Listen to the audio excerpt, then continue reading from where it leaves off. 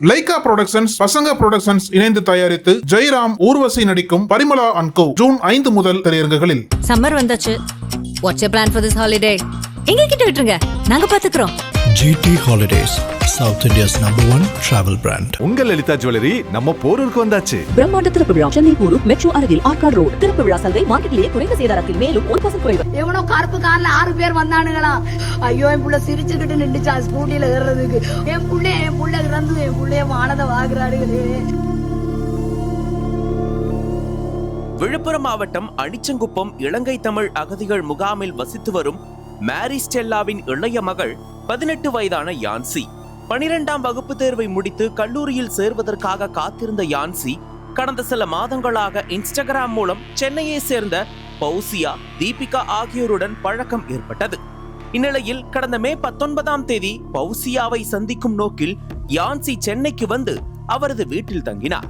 மே 28ஆம் தேதி யான்சியும் பவிசியாவும் திரைப்படம் பார்க்க சென்று தாமதமாக வீடு திரும்பியதால் பௌசியாவின் தாயார் அவரை திட்டினார். இதனால் மனமுடைந்த இருவரும் வீட்டை விட்டு வெளியேறினர். அதனைத் தொடர்ந்து மே 30ஆம் தேதி இரவு பௌசியா மற்றும் அவரது நண்பர்கள் யான்சியுடன் கோயம்பேடு பகுதியில் உள்ள ஒரு தனியார் ஹோட்டல் பாருக்கு சென்றனர். அங்கு மது அருந்தியபடி நடனமாடி கொண்டிருந்த போது மற்றொரு குழுவினருடன் தகராறு ஏற்பட்டது. பௌசியாவிடம் அந்த குழுவினர் பேசியதால் பிரச்சனை முற்றியதாக கூறப்படுகிறது. பாரின் பவுன்சர்கள் இரு தரப்பினரையும் வெளியேற்றினர். வெளியே வந்ததும் இரு தரப்பினரும் மாறி மாறி தாக்கிக் கொண்டனர். பின்னர் யான்சியும் பௌசியாவும் ஒரு இருசக்கர வாகனத்தில் ஏறி செல்ல அவர்களது நண்பர்கள் மற்றொரு இருசக்கர வாகனத்தில் பின்தொடர்ந்தனர். இந்நிலையில் பாரில் தகராறு செய்த மற்றொரு தரப்பில் காரில் அவர்களை பின்தொடர்ந்து வந்தனர். ஒரு கட்டத்தில் ஆத்திரமடைந்த காரில் வந்தவர்கள் யான்சி சென்ற இருசக்கர வாகனத்தின் மீது வேகமாக மோதினர். இந்த கொடூர விபத்தில் யான்சி சம்பவ இடத்திலேயே உயிரிழந்தார். பௌசியா படுகாயமடைந்து கீழ்ப்பாக்கம் அரசு மருத்துவமனையில் அனுமதிக்கப்பட்டார். கோயம்பேடு போலீசார் வழக்கு பதிவு செய்து சிசிடிவி காட்சிகளை ஆய்வு செய்தனர். விபத்துக்கு பயன்படுத்திய காரில் திமுக கொடி பொருத்தப்பட்டிருந்தது தெரிய வந்தது. முதற்கட்ட விசாரணையில் பாலகுரு என்பவரை கைது செய்தனர். அவரிடம் விசாரணையில் சுமன் சக்திவேல் என்பவர் காரை ஓட்டி மோதியதாகவும் காரில் மொத்தம் 6 பேர் இருந்ததாகவும் தெரிவித்தார். மேலும் பாரில் இருந்த பெண்கள் 3 இருசக்கர வாகனத்தில் கிளம்பியுள்ளனர். அப்போது காரின் மீது கற்களால் தாக்குதல் நடத்தியதாக கூறப்படுகிறது. அதன் காரணமாகவே காரில் வந்த நபர்கள் மின்னல் வேகத்தில் காரை மோதியதில் இருசக்கர வாகனம் தூக்கி வீசப்பட்டு அதிலிருந்த 18 வயது யான்சி உயிரிழந்ததாக கூறப்படுகிறது.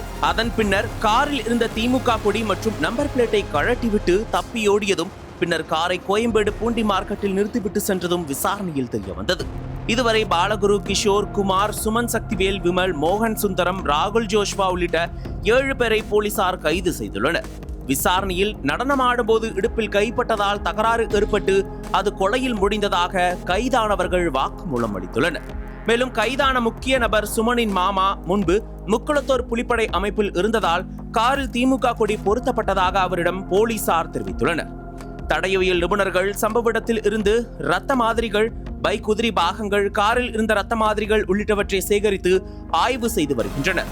வழக்கு தொடர்பான முழு விசாரணையும் நடைபெற்று வருகிறது.